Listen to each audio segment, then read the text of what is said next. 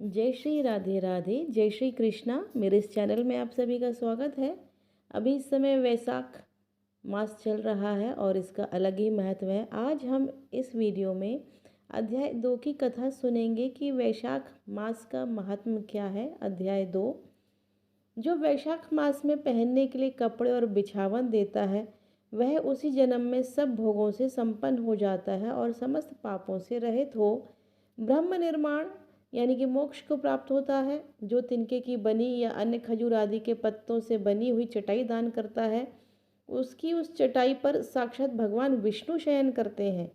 नारद जी कहते हैं, वैशाख मास में धूप से तपे और थके मांदे ब्राह्मणों को श्रमनाशक सुखद पलंग देकर मनुष्य कभी जन्म मृत्यु आदि के क्लेशों से कष्ट नहीं पाता। जो वैशाख मास में पहनने के लिए कपड़े और बिछावन देता है, वह उसी जन्म में सब भोगों से संपन्न हो जाता है और समस्त पापों से रहित हो ब्रह्म निर्वाण यानी कि मोक्ष को प्राप्त होता है। जो तिनके की बनी या अन्य खजूर आदि के पत्तों की बनी हुई चटाई दान करता है, उसकी उस चटाई पर साक्षात भगवान विष्णु शयन करते हैं। चटाई देने वाले बैठने और बिछाने आदि में सब ओर से सुखी रहता है।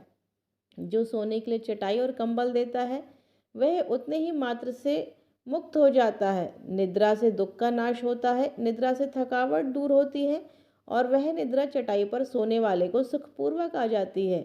धूप से कष्ट पाए श्रेष्ठ ब्राह्मण को जो सूक्ष्मतर वस्त्र दान करता है, वह पूर्ण आयु और परलोक में उत्तम गति को पाता है। जो पुरुष ब्राह्मण को फूल और रोली देता है, वह लौकिक भोगों का भोग करके मोक्ष को प्राप्त होता है। जो खस कुश और जल से वासित चंदन देता है, वह सब भोगों में देवताओं की सहायता पाता है तथा उसके पाप और दुख की हानि होकर परमानंद की प्राप्ति होती है। वैशाख के धर्म को जानने वाला जो पुरुष गोरोचन और कस्तूरी का दान करता है, वह तीनों तापों से मुक्त होकर परम शक्ति को प्राप्त होता है। जो विश्रामशाला बनवाकर प्याऊ सहित ब्राह्मण को दान करता है, वह लोकों का अधिपति होता है। जो सड़क के किनारे बगीचा, पोखरा, कुआं और मंडप बनवाता है, वह धर्मात्मा है। उसे पुत्रों की क्या आवश्यकता है। उत्तम शास्त्र का श्रवण, तीर्थ यात्रा, सत्संग, जलदान, अन्नदान, पीपल का वृक्ष लगाना तथा पुत्र, इन 7 को विज्ञ पुरुष संतान मानते हैं।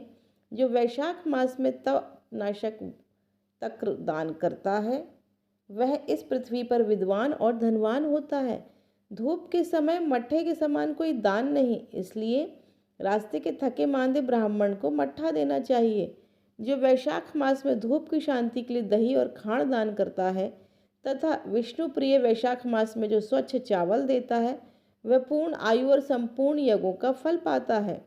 जो पुरुष ब्राह्मण के लिए गोघृत अर्पण करता है, वह अश्वमेघ यज्ञ का फल पाकर विष्णु लोक में आनंद का अनुभव करता है। जो दिन के ताप की शांति के लिए सायंकाल में ब्राह्मण को ऊख दान करता है, उसको अक्षय पुण्य प्राप्त होता है। जो वैशाख मास में शाम को ब्राह्मण के लिए फल और शरबत देता है, उससे उसके पितरों को निश्चय ही अमृत पान का अवसर मिलता है। जो वैशाख के महीने में पके हुए आम के फल के साथ शरबत देता है, उसके सारे पाप निश्चय ही नष्ट हो जाते हैं। जो वैशाख की अमावस्या को पितरों के उद्देश्य से कस्तूरी, कपूर, बेला और खस की सुगंध से वासित शरबत से भरा हुआ घड़ा दान करता है, वह 96 घड़ा दान करने का पुण्य पाता है। वैशाख मास में तेल लगाना, दिन में सोना, कांस्य के पद में भोजन पात्र में भोजन करना, खाट पर सोना, घर में नहाना, निषिद्ध पदार्थ खाना, दोबारा भोजन करना तथा रात में भोजन खाना, ये 8 बातें त्याग देनी चाहिए। जो वैशाख में व्रत का पालन करने वाला पुरुष पद्म पत्ते में भोजन करता है, वह सब पापों से मुक्त हो विष्णु लोक में जाता है। जो विष्णु भक्त पुरुष वैशाख मास में नदी स्नान करता है, वह 3 जन्मों के पाप से निश्चय ही मुक्त हो जाता है। जो प्रातःकाल सूर्योदय के समय किसी समुद्र गामिनी नदी में स्नान करता है, वह 7 जन्मों के पाप से छूट जाता है। जो मनुष्य 7 गंगाओं में से किसी में उषा काल में स्नान करता है, वह करोड़ों जन्मों में उपार्जित किए हुए पाप से निस्संदेह मुक्त हो जाता है।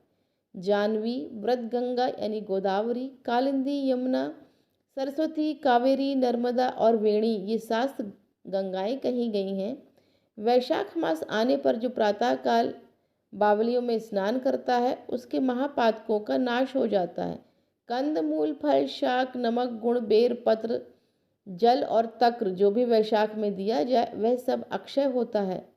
ब्रह्मा आदि देवता भी बिना दिए हुए कोई वस्तु नहीं पाते। जो दान से हीन है वह निर्धन होता है। अतः सुख की इच्छा रखने वाले पुरुष को वैशाख मास में अवश्य दान करना चाहिए। सूर्य देव के मेष राशि में स्थित होने पर भगवान विष्णु के उद्देश्य से अवश्य प्रातःकाल स्नान करके भगवान विष्णु की पूजा करनी चाहिए। कोई महारथ नामक एक राजा था जो कामनाओं में आसक्त और अजितेंद्रिय था। वह केवल वैशाख स्नान के संयोग से स्वतः बैकुंठ धाम को चला गया।